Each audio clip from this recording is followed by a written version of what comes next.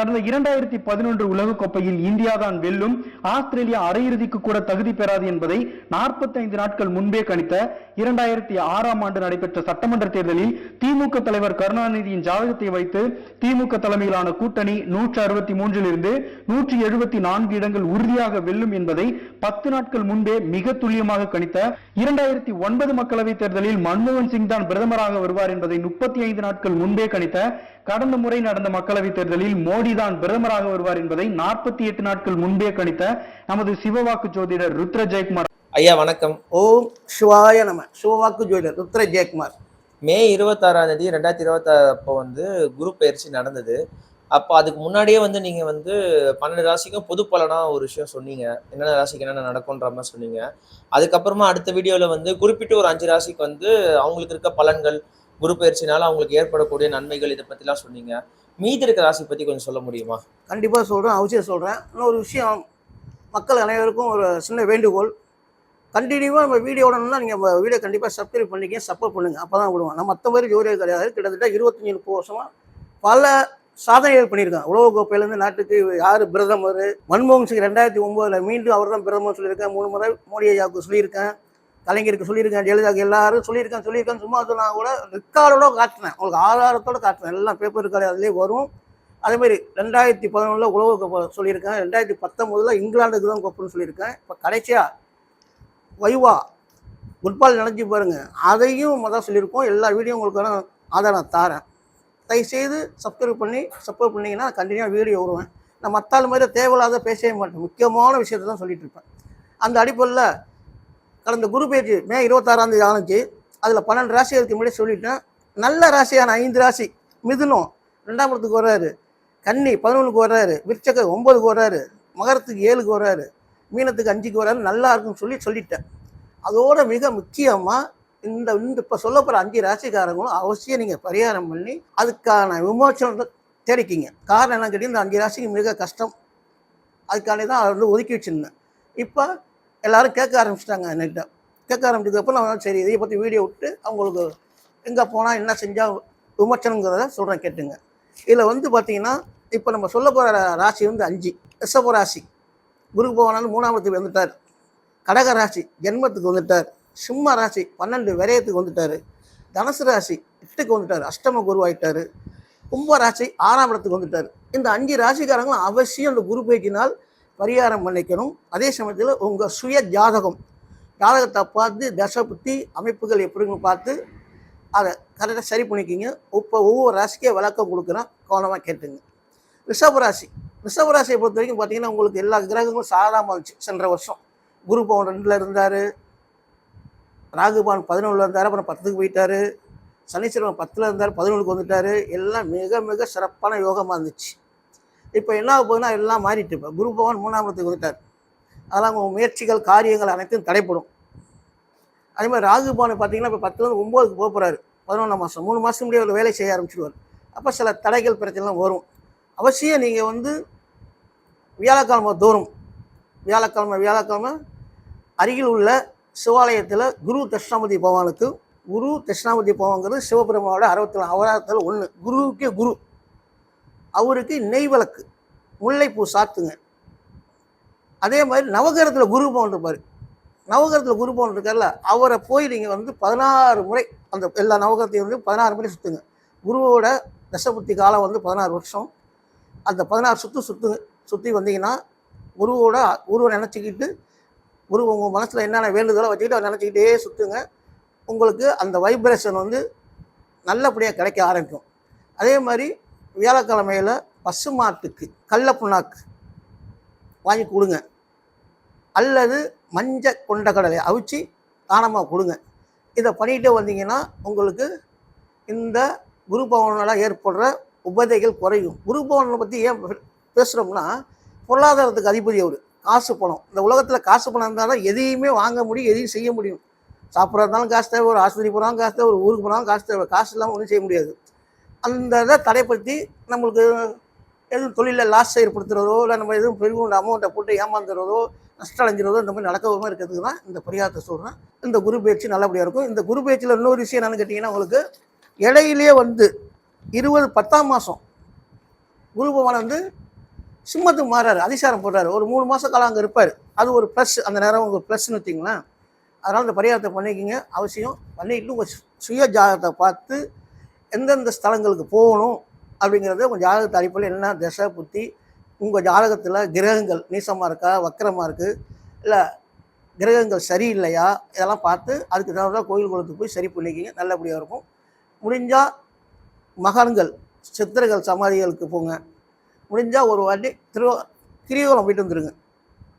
கிரிவலம் அண்ணாமலையை சுற்றி வந்துட்டிங்கன்னா எல்லா சித்திரைகளையும் சுற்றின பலன் கிடைக்கும். குருவோட அனுகிரகம் பரிபூர்ணம் கிடைக்கும். இது அவசியம் செஞ்சீங்க. இப்போ வந்து அடுத்து நான் சொல்ல போகிறது பார்த்தீங்கன்னா, இந்த ராசியிலே வந்து இப்போ வந்து கடகராசி. கடகராசியை பொறுத்த வரைக்கும் பார்த்தீங்கன்னா ஜென்மத்துக்கு வந்துட்டார் குரு பகவான். ஜென்மத்தில் இருக்கார். ஜென்மத்துக்கு முன்னாடி இருக்கும் போது தான் 11 இருக்கும் போது தான் விஜய் கடகராசி தான் முதலமைச்சர் ஆனார். அதுக்கப்புறம் இப்போ ஜென்மம் நடந்துகிட்டு இருக்கு. அந்த ஜென்மத்தோட பவர் தான் இது மெஜாரிட்டி இல்லாமல் திண்டாடிட்டு இருக்கு ஆட்சி. அதே மாதிரி 11ஆம் மாதம் ராகு கேது பேச்சில் கேது பவன் ஜென்மத்துக்கு வர்றாரு, 7ல் ராகு வருது. அப்போ அந்த காலகட்டம் வேறு கஷ்டமாக இருக்கும். கடகராசிக்காரங்களை பொறுத்த வரைக்கும் ஏற்கனவே பல காலங்கள் அஷ்டம சனியிலலாம் ஏகப்பட்ட சிக்கல்லாம் சந்தித்து அசிங்கப்பட்டு அவமானப்பட்டு கடன்பட்டு தொழில் நஷ்டம் வேலை போயிட்டு எல்லாம் போய் இதாச்சு. இப்போலாம் கொஞ்சம் நல்லபடியாக இருக்குதுன்னு வச்சுட்டுங்க. இப்போ கொஞ்சம் பரவாயில்ல, சுமாராக இருக்குது. அடுத்து ராகு கேது பயிற்சி உங்களுக்கு வந்து சரி இருக்காது. நீங்கள் எப்போதுமே என்னன்னு கேட்டிங்கன்னா வியாழக்கிழமையில் வந்து சிவஸ்தலங்களுக்கு போய் குரு பகவானுக்கு நல்ல சுத்தமான நெய்யில் விளக்கு போடணும். அகல் சேட்டி புதுசாக வாங்கி வச்சிங்க. ஏற்கனவே ஏற்றினதெல்லாம் யூஸ் பண்ணாதீங்க, புதுசாக வாங்கிக்கிங்க. தாமரை திரி கடையில் கேட்டி, நாட்டு மலை கடையில் கேட்டிங்கன்னா தருவாங்க தாமரை திரின்னு. அந்த திரி எடுத்துகிட்டு போய் அகல் சட்டியை வீட்டில் வச்சுங்க. வாங்கிட்டு போய் தண்ணியில் ஒரு வாளியில் தண்ணியில் போட்டு ஊற வச்சு எடுத்து காய வச்சுடுங்க. ஏன்னா அந்த எண்ணெயெல்லாம் இழுக்காது, நல்லா செட்டாகி அப்படியே இருக்கும். ஒவ்வொரு வாரமும் வியாழக்கிழமை போகிறப்ப எடுத்துகிட்டு போங்க. முல்லைப்பூ சும்மா கொஞ்சம் வாங்கினாலும் சரி, முல்லைப்பூ நல்ல சுத்தமான நெய், தாமரை தண்டு திரி, அதை போட்டு விளக்கேற்றி சாமி கும்பிட்டுட்டு வாங்க. வியாழக்கிழமையில் பசுமாட்டுக்கு உங்களால் முடிஞ்ச தாளத்தை கொடுங்க. அடுத்து என்னன்னு கேட்டிங்கன்னா, அந்த ராகு கேது பகவான் உங்களுக்கு சர்பகரங்கள் ஜென்மத்துக்கு 7க்கும் வருது. அது கொஞ்சம் பாதிப்பு கொடுக்கும். உடல் ரீதியாகவும் மன ரீதியாகவும் தொழில் ரீதியாகவும் படிப்பு சம்பந்தமானது உத்தியோகம் எல்லா விஷயத்துலையுமே பிரச்சனையை கொடுக்கும். ஏன்னா சர்பகிரகம் ஜென்மத்தில் உட்கார 1.5 வருஷம் இருப்பார். அதனால் உங்கள் ஜாதகத்தை பார்த்து என்னென்ன செய்யணுங்கிறத ஜோதிடர் மூலமாக கேட்டு அந்தந்த கோயிலுக்கு போய் தக்க பரிகாரத்தை பண்ணிக்கிங்க. இப்போ நான் சொன்ன மாதிரி விளக்கு போட்டு சாமி கும்பிடுங்க, எல்லாம் பண்ணுங்கள். பண்ணிவிட்டு அந்த சிவன் கோயிலை 3 சுற்று சுற்றுங்க. ஃபுல்லாக சிவன் கோயில் உள்ளுக்குள்ளே 3 சுற்று சுற்றிட்டு சாமி கும்பிட்டு வாங்க. பசுமாட்டுக்கு உங்களால் முடிஞ்ச தானத்தை பண்ணுங்கள். பசுமாட்டுக்கு பண்ணிங்கன்னா உங்களோட பாதிப்பு குறையும். இது வந்து இப்போ நான் சொல்லியிருக்கிறதுன்னு கேட்டிங்கன்னா கடகராசிக்கு. இப்போ அடுத்து நான் சொல்ல போகிற ராசி பார்த்தீங்கன்னா சிம்ம ராசி. சிம்ம ராசியை பொறுத்த வரைக்கும் மிக மிக கஷ்டம். நான் ஏற்கனவே சொல்லியிருந்தேன், சாலினியாக ஜாதகம் சரியில்லை, ரொம்ப கட்டம் சரியில்லை, அவரே தோத்துட்டார், பெரிய வருத்தமாக இருக்குது. அதே நம்பவே முடியாத அளவுக்கு இருக்குது. அந்த மாதிரி காரணம் என்னன்னு கேட்டிங்கன்னா ஜென்மத்தில் கேது போவான். அஷ்டம சனீஸ்வர பகவான் 7லேருந்து 8 போனார் மார்ச் மாதம். ஏற்கனவே பார்த்தீங்கன்னா குரு பகவான் அவருக்கு வந்து 11 இருந்தார். அதனால் ஓரளவுக்கு ஓடி இருந்துச்சு. அதுக்கப்புறம் இப்போ 12க்கு வந்துட்டார், விரயத்துக்கு வந்துட்டு. பொதுவாக சிம்மராசிக்கு ஜென்மத்தில் கேது, அஷ்டமத்தில் சனீஸ்வர பகவான், விரயத்தில் குரு பகவான். இதில் ஒரு நல்ல விஷயம் என்னன்னு கேட்டிங்கன்னா, வர 11ஆம் மாதம் ஜென்ம கேது விலகுது. ஜென்ம கேது விலகுனாவே உங்களுக்கு பாதி நன்மை கிடைக்க ஆரம்பிச்சிடும். ஆனால் குரு பகவானை பொறுத்த வரைக்கும் உங்களுக்கு விரயத்தில் இருக்கார். விரயம்னா நம்ம காசு விரயமாகணுங்கிற விதி. அப்போ சுப விரயம், கோயில் குளத்துக்கு போகிறது, ஒரு வீட்டை ஒரு ஃபங்க்ஷன் வைக்கிறது, இடம் வாங்குறது, கார் வாங்குறது, இந்த மாதிரி நல்ல விஷயம், நகை வாங்குறது, இந்த மாதிரி நல்ல விஷயம் மாற்றிக்கிங்க. இல்லைன்னா அது தேவையில்ல விரயம் ஆயிரும். விரயம்னா ஆஸ்பத்திரி செலவு, தொலைஞ்சு போகிறது, காணா போகிறது, நஷ்டம் அடைகிறது, இதெல்லாம் அசுப விரயம். சுப விரயமாக மாற்றிக்கிங்க. அடுத்து பார்த்தீங்கன்னா உங்களுக்கு அஷ்டமச்சனி நடக்கிறதுனால அருகே உள்ள சிவன் கோயிலில் வந்து நீங்கள் அவசியம் சனிக்கிழமைகளில் சனீஸ்வர பகவானுக்கு சுத்தமான நல்லெண்ணெய் சாப்பிட்றோம்ல அந்த நல்லெண்ணெய், ஏன்னா கடையில் எண்ணெய் வைக்கணும் அந்த கண்டெண்ணெய்லாம் போடக்கூடாது. சுத்தமான நல்லெண்ணெய் வாங்கி நல்ல திரி போட்டு பஞ்சு திரி போட்டு விளக்கு ஏற்றி சாமி விட்டு சனீஸ்வர பகவான் அவர் நவகிரகத்தை 8 சுற்று சுற்றுங்க. 8 சுற்று சுற்றிட்டு சாதாரணமாக வந்துடுங்க. அதே மாதிரி வியாழக்கிழமையில் குரு பகவானுக்கு வியாழக்கிழமை தோறும் குரு பகவானுக்கு சுத்தமான நெய்யில் தாமரை தண்டு திரியில் அகல் விளக்குன்னா பழசு யூஸ் பண்ணாது, புதுசாக வீட்டிலே வாங்கி வச்சிங்க, சொந்தமாக வாங்கி வச்சிங்க, அதை ஏற்றி முல்லைப்பூ சாத்துங்க. இந்த ஜென்மக்குருவோட உங்கள் பணியில் விரையா இருக்குல்ல, அது மாறிடும். மாறினதுக்கப்புறம் உங்களுக்கு வந்து சுபகாரியம், சுப நிகழ்ச்சி, காரிய ஜெயம் எல்லாம் நடக்க ஆரம்பிச்சிடும். இதான் சிம்மராசியை பொறுத்த வரைக்கும் நீங்கள் செய்ய வேண்டியது. இதை அவசியம் பண்ணிக்கிங்க. உங்கள் சுய ஜாதகத்தை பார்த்து ஜாதக நீதியை என்ன திசை புத்தி என்ன கிரகம் மைனஸு ப்ளஸ்ன்னு பார்த்துக்கிட்டு அதுக்கு தகுந்த கோயில் கொடுத்து போகணும். இதை அவசியம் பண்ணிட்டீங்க நல்லா சிறப்பாக இருக்கும். ஆலங்குடி கும்பகோணத்து பக்கத்தில் மன்னார்குடி, அதான் கும்பகோணத்தில் நீடாமங்கலம் ரூட்டில் ஆலங்குடி குருபவன் ஸ்தலம் இருக்குது. அங்கே ஒரு முறை போயிட்டு வந்துடுங்க. அடுத்து வந்து சொல்ல போகிற ராசி வந்து பார்த்தீங்கன்னா தனுசு ராசி. தனுசு ராசியை பொறுத்த வரைக்கும் அஷ்டமத்தில் குரு. இப்போ ராகு பவன் வந்து 3ல் இருக்கார். 11ஆம் மாதம் 2ஆம் இடத்துக்கு வர்றாரு. கேது பவன் 8க்கு வர்றாரு. ராகு கேது பவன் சரியில்லை. அஷ்டமத்தில் குரு. கோச்சாரத்தில் வந்து மெயினாக அந்த 4 கிரகம் தான் பார்ப்போம். பாக்கி கிரகம் மாறிடும். அதுக்காண்டி அதை பார்க்குறது பெருசாக இல்லை.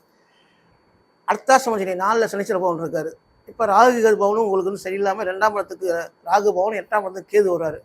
அப்போ இந்த மெயினான 4 கிரகமும் சரியில்லை. அப்போ உங்கள் ஜாதகமும் நல்லா இருந்துச்சுன்னா உறவு தப்பிச்சுக்கலாம். ஜாதகமும் சரியில்லைன்னா தேவையில்லாத உடல் உபயோகங்கள்லேருந்து மருத்துவ செலவுகள், தொழிலில் மந்தம், கஷ்டங்கள், எல்லாம் குடும்பத்துக்குள்ளே பிரச்சனை, பல்வேறு இன்னல்களுக்கு வந்து ஆளாகக்கூடிய சூழ்நிலை மாதிரி இருக்குது ஜாதகம்.